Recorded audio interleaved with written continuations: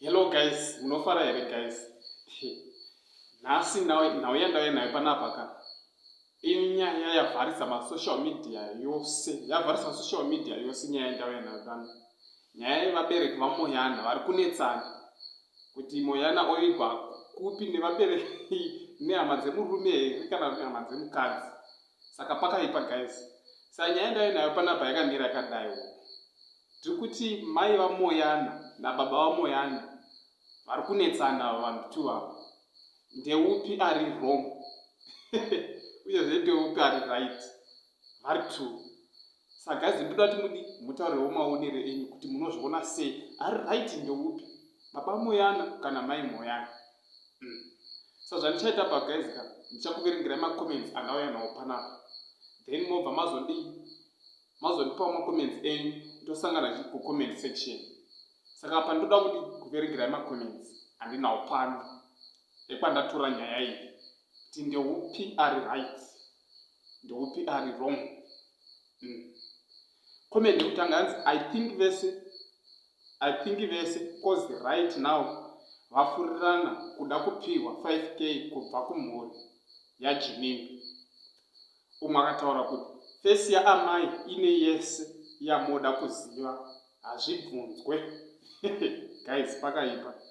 Then imwe comment zvikanzi mai natatenda same WhatsApp group.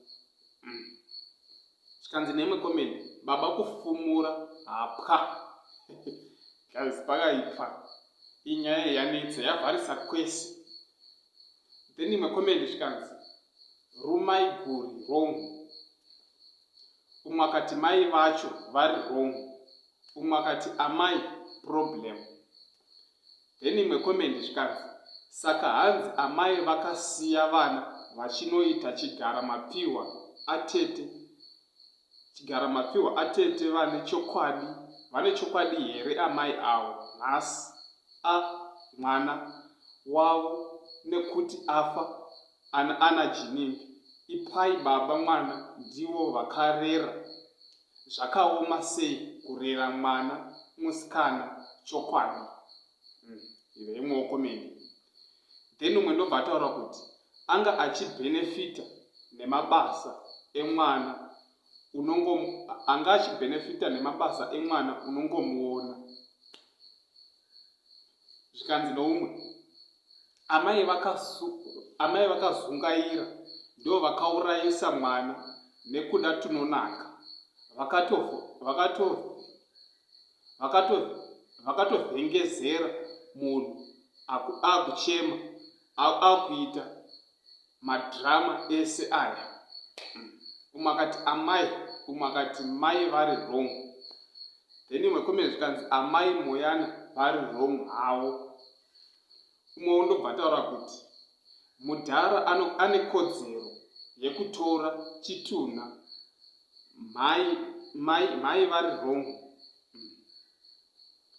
Zvikanzi noumwe mai vakapinza mwana mumatope nekuda zvitapirisi marapatsetsetse yaamai. Umwe akati amai, umwe akati vese, umwe akati amai avo vakatsveruka avo.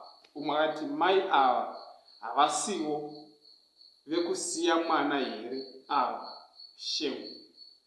Umwe akati amai. Then imwe comment zvikanzi amai. Umwe wondobva ati mai vari wrong. Zvikanzi noumwe baba vari right zvekuti. Imwe comment zvikanzi mai avo vari wrong because vaichinjanisa varume baba Moana vachichengeta mwana vega. Zvikanzi neumwe amai vari 100% wrong, baba very right.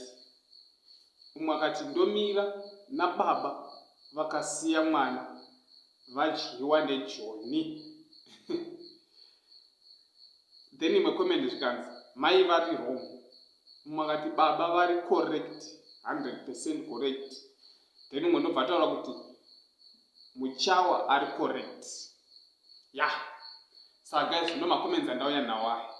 Saka ini guys, ndoda kuti mutaure maonero enyu kuti ari wrong ndoupi. Mai Moana naBaba Moana.